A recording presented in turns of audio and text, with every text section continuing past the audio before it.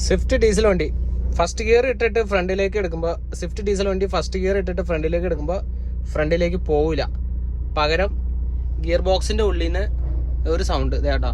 ഇപ്പോൾ ഫസ്റ്റ് ഗിയറിലാണ് ഇത് ക്ലച്ചിൽ നിന്ന് കാലെടുത്തു വണ്ടി പോവില്ല, ഒരു സൗണ്ട് മാത്രമേ ഉള്ളൂ. അതാണ് കംപ്ലൈൻറ്റ്. ഇപ്പോൾ ഇതിൻ്റെ ക്ലച്ച് ഡിസ്ക് കംപ്ലൈൻ്റ് ആണ് കേട്ടോ. ഇതിൻ്റെ ക്ലച്ച് ഡിസ്ക് നമ്മുടെ ഈ മില്ലിങ്ങും ക്ലച്ചും ഡിസ്കും തമ്മിൽ വരുന്നിടത്ത് ലൂസായി പോയേക്കുക, അതായത് സ്പോട്ടിൽ.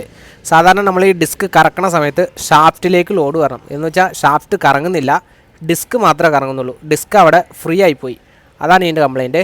പുതിയ ഡിസ്ക് ഇട്ട് കാണിച്ചു തരാം കേട്ടോ. കണ്ടോ, പുതിയ ഡിസ്ക് ഇട്ട് കഴിഞ്ഞിട്ട് പുതിയ ഡിസ്ക് നമ്മളവിടെ കറക്കുമ്പോൾ ഷാഫ്റ്റ് അടക്കം കറങ്ങണത്. മറ്റേതാണെങ്കിൽ ഷാഫ്റ്റ് കറങ്ങുന്നില്ല, ഡിസ്ക് മാത്രം അവിടെ ഫ്രീ ആയിപ്പോയി.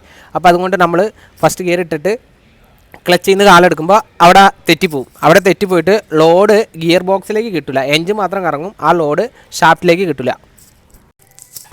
അപ്പോൾ ഇതാണ് ഫ്ലൈ വീല്, എൻജിൻ്റെ ബാക്ക് വശമാണ്. അപ്പോൾ ഇവിടെയാണ് നമ്മുടെ ക്ലച്ച് സെറ്റ് ഫിക്സ് ചെയ്യുക, അതായത് ഡിസ്കും പ്രഷർ പ്ലേറ്റൊക്കെ ഇവിടെയാണ് ഫിക്സ് ചെയ്യുന്നത്.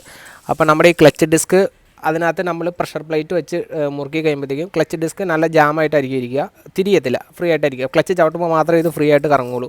അപ്പോൾ നമ്മൾ ഈ പ്രഷർ പ്ലേറ്റ് വെച്ച് മുറുക്കി കഴിയുമ്പോൾ ഈ പ്രഷർ പ്ലേറ്റ് അതിനകത്ത് വെച്ച് ഫുൾ അങ്ങ് ടൈറ്റ് ചെയ്ത് കഴിയുമ്പോഴത്തേക്കും ക്ലച്ച് ഡിസ്ക് നല്ല ജാമായിട്ടിരിക്കും. അപ്പോൾ നമ്മുടെ ഈ എൻജിൻ്റെ ഡ്രൈവ് ആ നേരത്തെ കാണിച്ചിരുന്നില്ലേ ഷാഫ്റ്റ്, ആ ഷാഫ്റ്റ് വഴി ഗിയർ ബോക്സിലേക്ക് ലോഡ് കയറും. ഇപ്പോൾ ഓൾറെഡി അവിടെ മില്ലിങ് കംപ്ലൈൻ്റ് ആയി പോയത് കൊണ്ട് തന്നെ നമുക്ക് ആ ലോഡ് ഗിയർ ബോക്സിലേക്ക് കിട്ടുന്നുണ്ടായില്ല, എൻജിൻ്റെ ലോഡ് അവിടെ വെച്ച് സ്ലിപ്പായി പോകുമായിരുന്നു. അപ്പോൾ അതായിരുന്നു ഇതിന് കംപ്ലൈൻറ്റ് കേട്ടോ. അപ്പോൾ അത് കംപ്ലൈൻറ്റ് ആയതുകൊണ്ടാണ് വണ്ടി നമ്മൾ ഫസ്റ്റ് ഗിയർ ഇട്ടിട്ട് ഫ്രണ്ടിലേക്ക് എടുത്തപ്പോൾ പോവാതെ ഇരുന്നത്. അപ്പോൾ ചുരുക്കി പറഞ്ഞാൽ എത്രയേ ഉള്ളൂ, എൻജിൻ്റെ ലോഡ് ഡിസ്കയിൽ വന്നിട്ട് ഗിയർ ബോക്സിലേക്ക് നമുക്ക് ഇതിലേക്കാണ് ലോഡ് പോകുന്നത്. അപ്പോൾ ഈ എൻജിൻ്റെ ലോഡ് ഇവിടെ വന്നു കഴിയുമ്പോഴത്തേക്കും ഗിയർ ബോക്സിലേക്ക് ഇവിടെ ലോഡ് പോണതിന് പകരം ഇതിവിടെ കറങ്ങുന്നത് കാരണം കിട്ടുന്ന ലോഡ് ഇവിടെ വെച്ച് അങ്ങ് മിസ്സാവുമായിരുന്നു. മിസ്സാവണ കണ്ട് ഗിയർ ബോക്സിലേക്ക് ലോഡ് പോകുന്നുണ്ടായില്ല. അതുകൊണ്ടാണ് വണ്ടി നമ്മൾ ഫസ്റ്റ് ഗിയർ ഇട്ടിട്ട് ഫ്രണ്ടിലേക്ക് എടുക്കുമ്പോൾ മുന്നിലേക്ക് മൂവ് ആവാണ്ട് ഇവിടെ സ്ലിപ്പ് ആവുന്നതിൻ്റെ ഒച്ചയാണ് എനിക്ക് കേട്ടോണ്ടിരുന്നത്. ഇതിലിപ്പോൾ വേറെ ദിവസം എന്താണെന്ന് വെച്ച് കഴിഞ്ഞാൽ ഈ ക്ലച്ച് ഡിസ്ക് പുതിയത് മാറിയാണ്, കസ്റ്റമർ പുതിയ ഡിസ്ക് കുറച്ചാൽ മുമ്പ് മാറിയതാണ്.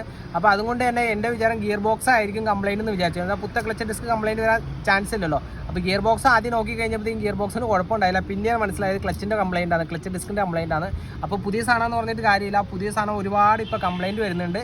അപ്പോൾ ഇത് എനിക്കൊരു അനുഭവമാണ്. ഓക്കെ.